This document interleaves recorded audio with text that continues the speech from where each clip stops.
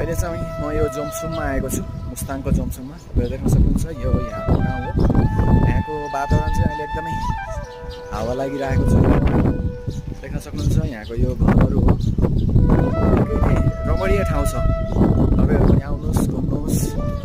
यहाँबाट मुक्तिनाथतिर दर्शन गर्नुहोस् र हाम्रो देश नेपालको पर्यटकलाई चाहिँ विश्व सामु चिनाउनुहोस्। तपाईहरु आउन सक्नुहुन्छ। यहाँ चाहिँ अब म तपाईहरुलाई देखाउन गइरहेको छु। एकदमै राम्रो पुल रहेको छ र जुन पुल हामी तरियो भने चाहिँ हाम्रो नेपालको एकदमै प्रख्यात कालीगण्डकी नदी जो चाहिँ विश्वमा प्रख्यात हुनुहुन्छ। शालिग्रामले पनि आएर यहाँ शालिग्रामको पनि दर्शन गर्न सक्नुहुन्छ।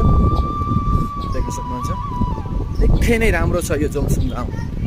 यहाँ आउनुहोस्, घुम्नुहोस् र यहाँ मुक्तिनाथको दर्शन गरेर सबैजना जानुहोस्, यही भन्न चाहन्छु। Okay, bye, take care.